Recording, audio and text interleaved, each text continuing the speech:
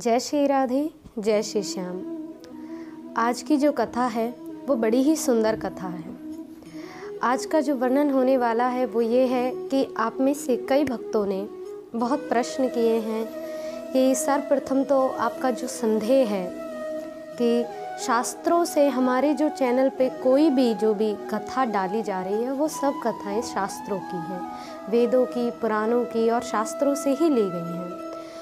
क्योंकि जो भी शास्त्रों में उल्लेखित है वही हमारा मत है कि हम आप तक उसे पहुंचाएं। क्योंकि कईयों के मन में जो प्रश्न होते हैं, देखो शास्त्र का जो नियम है, जो शास्त्र की मर्यादाएं हैं, वो अगर वर्णन किया जाए तो मान लीजिए हमने शिव पुराण पढ़ी है, तो शिव पुराण में शिव जी की जो लीलाएं हैं अंतर्गत आई हैं उन्हीं का वर्णन है। और विष्णु पुराण अगर हम पढ़ते हैं तो उसमें विष्णु जी की लीलाओं का अत्यधिक वर्णन मिले। अब लेकिन अगर हम शिव पुराण पढ़कर ही ये मान लेते हैं कि विष्णु जी ने केवल जो लीलाएं शिव पुराण में लिखी हैं वही करी हैं, तो ये मानना हमारा गलत है।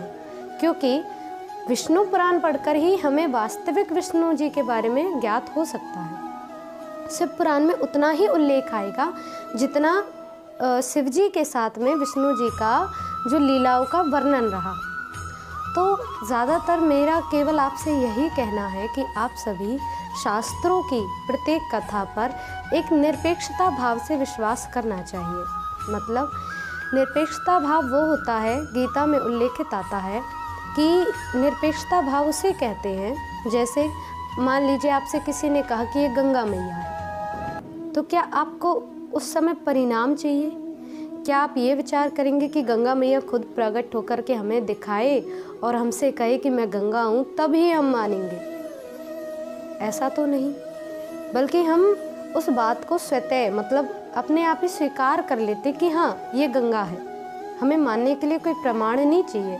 उसी भांति शास्त्रों की लीलाओं को समझने के लिए अगर हम बुद्धि से विचार करते हैं तो बिल्कुल ही आप चाहे लाख विचार कर लो, शास्त्रों की लीला समझ में नहीं आएंगी।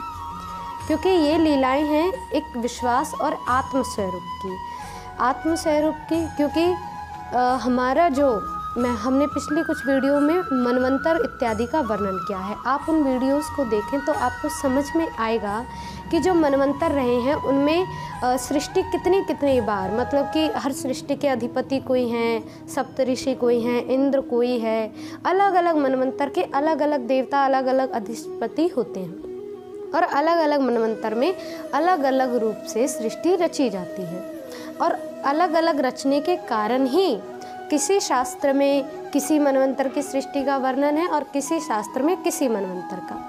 लेकिन अगर हम एक मनवंतर की सृष्टि का पठन कर लेते हैं या कहीं सुन लेते हैं, जैसे मान लीजिए हमने एक मनवंतर की कहानी को सुन लिया, तो इसका तात्पर्य ये नहीं होता कि हम उसे ही, मैं ये नहीं कह रही कि आपने जो सुना वो सत्य नहीं, वो बिल्कुल ही 100% सत्य है। क्योंकि शास्त्रों में आपने भी अगर कहीं से श्रवण किया है या शास्त्र पढ़े हैं तो वो भी सत्य है, और जो अन्यत्र शास्त्रों की लीलाएं हैं सभी सत्य हैं। फ़र्क है कि हम उन लीलाओं को किस भांति समझते हैं। क्योंकि हर एक लीला का कोई ना कोई कारण और कोई ना कोई महत्व अवश्य होता है।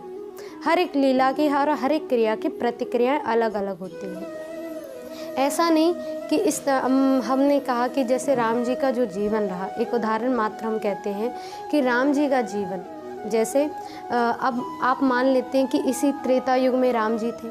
अब ये जो कलयुग के बाद सतयुग आएगा या त्रेता आएगा, उसमें राम जी का स्वरूप नहीं रहा, या फिर इससे पहले जो अब के त्रेता से पहले, जो ये कलयुग से पहले द्वापर और उससे पहले त्रेता आया, और उससे पहले के चतुर्युगी में जो त्रेता युग था, क्या उसमें राम जी नहीं थे? ऐसा तो हम नहीं समझ सकते। हम केवल इतना प्रतिभात कर सकते हैं कि जो क्रियाएं हैं उन सब में जितनी बार भी त्रेता युग बीता है, ना जाने कितनी बार राम जी की लीलाएं, कृष्ण जी की लीलाएं अलग अलग स्वरूप से हुई हैं। तो हर एक शास्त्र में ना जाने किस सृष्टि का वर्णन है। आप केवल, मैं ये नहीं कहती कि आप सभी शास्त्रों का पठन करें तब आपको कुछ समझ, मतलब आप सिर्फ एक गीता का पठन करें, श्रीमद् भगवत गीता, उसमें आपको स्वतः, मतलब अगर आप उसके 11वें अध्याय का और 9वें अध्याय का पाठ करेंगे तो शायद आपको ये बिल्कुल ही समझ में आएगा कि जो सृष्टि की लीलाएं हैं वो किस प्रकार से हैं। मतलब अलग अलग युग में अलग अलग लीलाएं, यहाँ तक कि अगर आप 8 वसुओं के नाम जानते हैं या फिर 11 रुद्रों के नाम जानते हैं तो अलग अलग शास्त्रों में अलग अलग मिलेंगे। अब ऐसा कहा कि अलग अलग क्यों मिलेंगे, क्योंकि शास्त्र भी किसी के अपने मनगढ़ंत उल्लेखित नहीं है, वो भी पुरानी लीलाएं हैं। जैसे किसी शास्त्र में किसी मनवंतर के 11 रुद्रों का वर्णन है तो किसी शास्त्र में किसी के, अब 14 मनवंतर हैं उनमें सभी लीलाएं, उनमें ब्रह्मा विष्णु महेश भी हैं 14 मनवंतर में। अब ये नहीं कि सेम, तो उसी भांति से वर्णन आया। आप ऐसे ही हर एक शास्त्र की लीला को बिना संदेह रहित होकर के समझना चाहिए। अगर आप बिना संदेह रहित होकर के शास्त्रों की लीलाओं को समझेंगे तो थोड़ा मुश्किल है, इसलिए आप बिल्कुल ही संदेह को दूर करें और अपने मन से, अपने हृदय से शास्त्रों की लीलाओं को समझें। क्योंकि प्रभु श्री राम ने या श्री कृष्ण ने जो भी लीलाएं करी हैं वो सब लीलाएं श्रेष्ठ हैं। तो आपने जो प्रश्न किया था कि ब्रह्मा जी माता सती पर मोहित हुए थे, ये कथा शिव पुराण में उल्लेखित है। तो आप शिव पुराण, आपके कोई निजी कोई बुक स्टोर हो, आप वहाँ से खरीद करके पढ़ सकते हैं। क्योंकि ये जो कथा है ये गरुड़ पुराण में भी उल्लेखित है कि आप देख सकते हैं कि ये संक्षिप्त रूप में गरुड़ पुराण है। तो इस गरुड़ पुराण में भी यही कथा उल्लेखित है। सब शास्त्रों में आधे से ज़्यादा जो पुराण हैं उनमें ये सारी लीलाएं उल्लेखित हैं। तो आप अगर विष्णु पुराण या फिर शिव पुराण या फिर गरुड़ पुराण, इन तीनों किसी पुराणों को लेकर के पढ़ सकते हैं, उनमें आपको कथा बिल्कुल ही मिल जाएगी। तो आपका शायद संदेह दूर हो जाए। बाकी मैं यही कहूँ कि आप दिव्य भाव से, अपने हृदय भाव से ही शास्त्रों को समझें और कथा जो भी आप श्रवण करें मनोभाव से। दूसरा प्रश्न जो आपका था वो ये था कि प्रजापति किस वर्ण के हैं। तो इसके ऊपर हम जो वर्णन कर रहे हैं कि प्रजापति किस वर्ण के हैं, वैसे ये प्रश्न बहुत ज़्यादा चर्चा में रहता है कि प्रजापति जो जाति है वो मतलब किस स्वरूप से प्रकट हुई है, कैसे उत्थान हुआ है, कैसे उत्पत्ति हुई है। तो आज हम उसका वर्णन बड़े ही विशेष रूप से करने वाले हैं। तो आशा है कि आप इस वर्णन को समझेंगे। बाकी ये जो कथा हम वर्णन कर रहे हैं ये भी गरुड़ पुराण में ही उल्लेखित है। तो आप बिना संदेह से इस कथा को समझें। प्रजापति ब्रह्मा जी ने जब सृष्टि का उत्थान किया था, रचन किया था, तो 9 प्रजापतियों का वर्णन आता है जो ब्रह्मा जी के मानस पुत्र कहलाते हैं।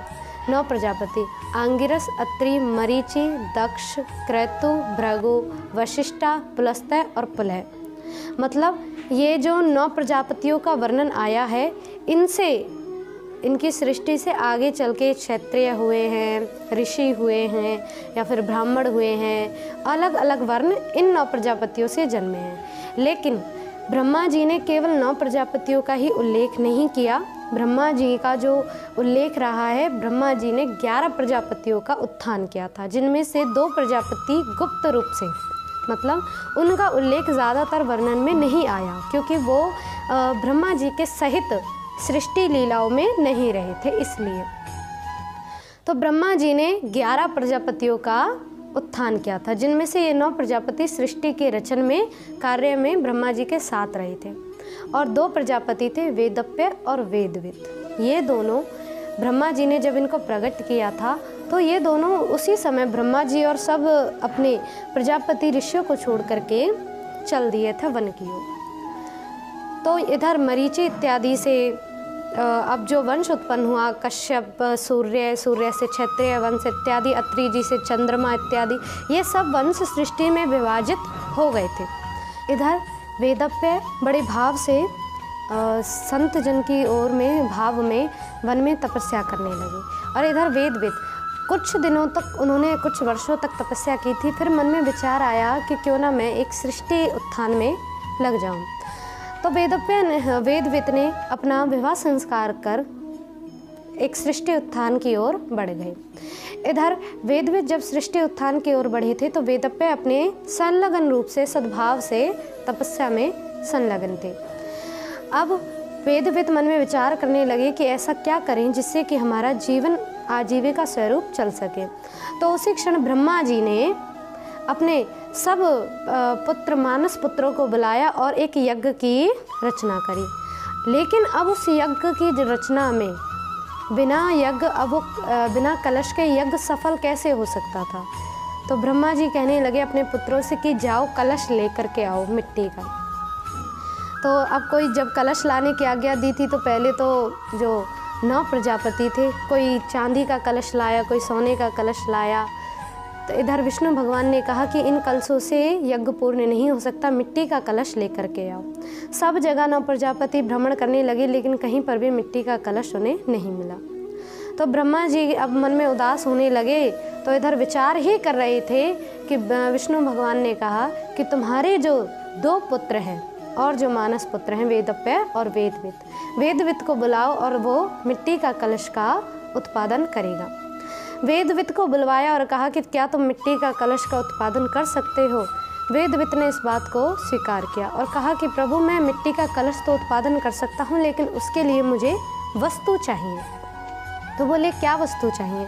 बोले प्रभु मुझे एक जो चक्र जिसपे मिट्टी रख करके, आपने देखे होंगे कुम्भकार जो घड़ा बनाते हैं, बर्तन बनाते हैं मिट्टी के, तो आपने देखा होगा वो एक चाक पर बनाते हैं। तो उन्होंने कहा कि प्रभु मुझे एक चाक चाहिए और एक पूर्ण मिट्टी का स्वरूप चाहिए। तो कई वस्तुएं जब मांगी तो बड़े भाव से विष्णु भगवान ने अपना चक्र दिया, जिसे उस वेदवित ने चाक बनाया, और ब्रह्मा जी ने अपना जनेऊ दिया, जिससे कि वो उस पात्र को, जिसे धागे से वो मिट्टी को, उस बर्तन को मिट्टी से अलग करते हैं, काट करके रखते हैं। तो वो जनेऊ को उसने धागा बनाया और ब्रह्मा जी का कमंडल दिया, जिससे वो पानी भर करके उस मिट्टी को एक पात्र का रूप देता है। और जब ब्रह्मा जी ने उस कमंडल को दिया और उसने उन्हें पानी का पात्र बनाया, अब वेदवित ने कहा कि प्रभु जिससे इस पात्र का उत्पादन हो सकता है वो मिट्टी आकार भी चाहिए। तो स्वयं शिव ने अपना शिवलिंग, जो मिट्टी आकार शिवलिंग, उन्हें दिया कि आप इससे पात्र बनाइए।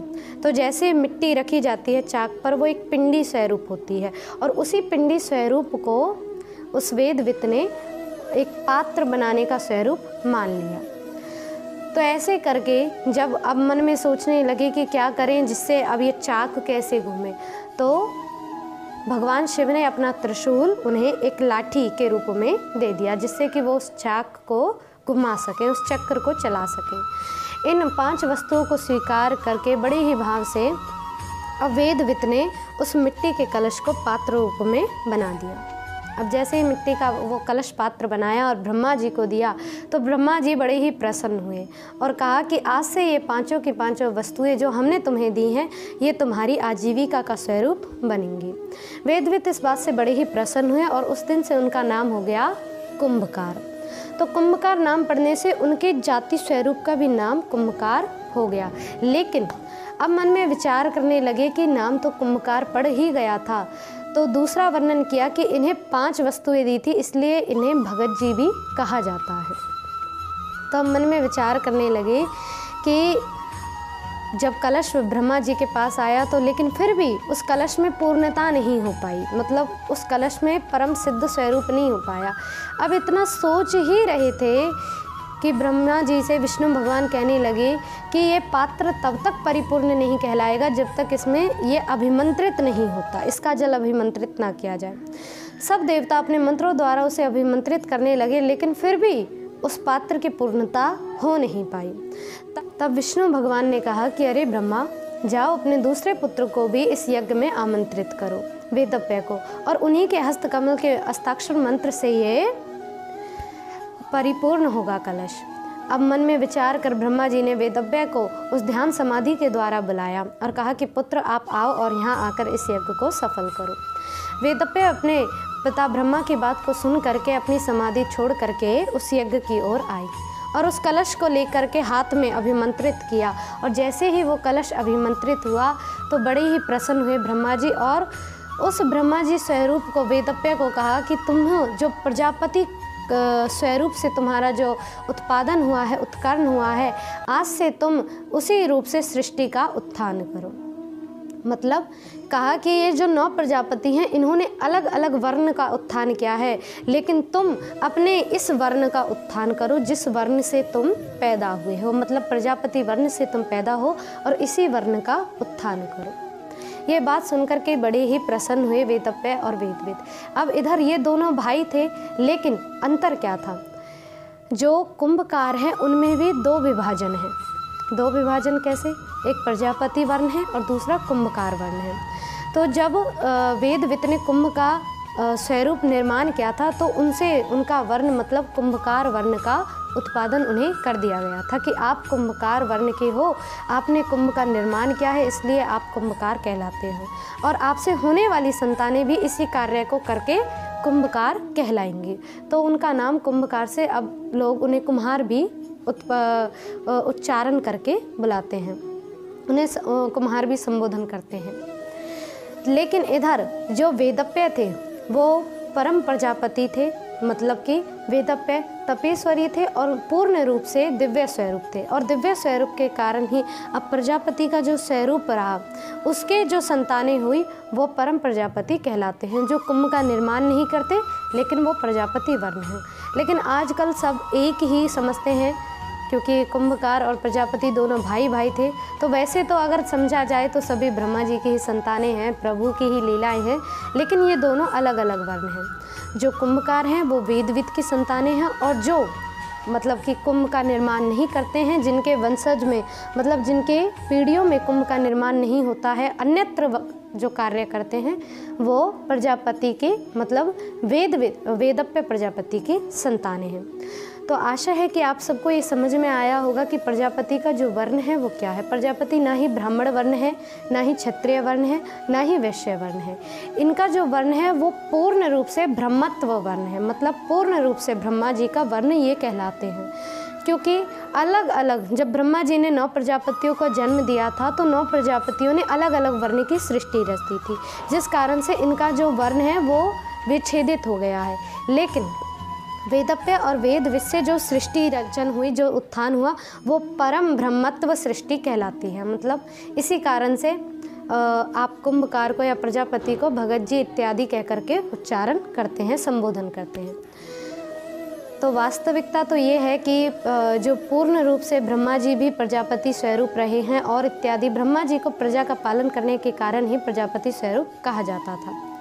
लेकिन इत्यादि जो स्वरूप दर्शाया है, अगर देखा जाए तो शिव पुराण में एक जगह वर्णन आया है कि प्रजापति जो शब्द है वो एक ऐश्वर्य का अर्थार्थ है, मतलब एक ऐश्वर्य का सीमत्व गण है, क्योंकि 8 प्रकार के ऐश्वर्य हैं। उन 8 प्रकार के ऐश्वर्यों में से जो प्रजापति जो शब्द है वो उन्हीं 8 प्रकार के ऐश्वर्यों का एक स्वरूप दर्शाया है। तो अगर समझा जाए तो प्रजापति एक ऐश्वर्य स्वरूप नाम है, वर्ण है, लेकिन वास्तविकता से पूर्ण ब्रह्म तत्व है। इसलिए लेकिन आजकल जो प्रजापति और कुंभकारों का जो स्वरूप हो गया है वो थोड़ा अलग हो गया है। वो अपनी लीलाएं और अपनी सृष्टि और अपनी वंशज लीला को नहीं जानते हैं, इस कारण से तो कुछ ऐसे कार्य हैं जिनको वो अलग स्वरूप से करते हैं। लेकिन वास्तविकता से समझा जाए तो मैं केवल इतना ही कहूँगी कि जो भी आप सभी अगर प्रजापति वर्ण के लोग इसे देखें तो आप सभी ब्रह्म तत्व स्वरूप हैं, जो ब्रह्मा जी के मुख्य सृष्टि के अधिपति हैं, जो वास्तविकता से अधिपति कहलाते हैं। तो सभी से केवल इतना ही निवेदन है कि आप सभी ऐसे ही दिव्य कथाओं को समझें, श्रवण करें। तो आशा है कि आप सभी को ये आपके मन में जो भी प्रश्न थे वो दूर हो गए होंगे। आपको अवश्य ही अपने प्रश्नों का उत्तर मिला होगा कि प्रजापति वास्तव में किस वर्ण के स्वरूप कहलाते हैं। तो आशा है आप सभी ऐसे ही दिव्य कथाओं को सुनते रहें, आनंद से रहें, प्रसन्न रहें। और अगर आपके मन में फिर भी कोई संदेह हो तो अवश्य आप कमेंट बॉक्स में लिख करके अपना संदेह भेजें कि अगर आपके मन में कोई भी संदेह अगर अभी भी है तो अवश्य ही हमारा प्रयास रहेगा कि आपका संदेह दूर हो। शास्त्रों का अगर आपको कोई भी कथा, कोई भी स्वरूप अगर आपको नहीं समझ आता है तो आप अवश्य ही पूछें, क्योंकि कोई भी स्वरूप है, शास्त्रों की लीलाएं बड़ी ही अलग हैं, बड़ी ही निराली हैं। प्रयास है हमारा कि आप सभी शास्त्रों से और प्रभु अपनी जो वास्तविक संस्कृति है उससे जुड़े रहें और आनंद से रहें। जय जय श्री राधे, जय श्री श्याम।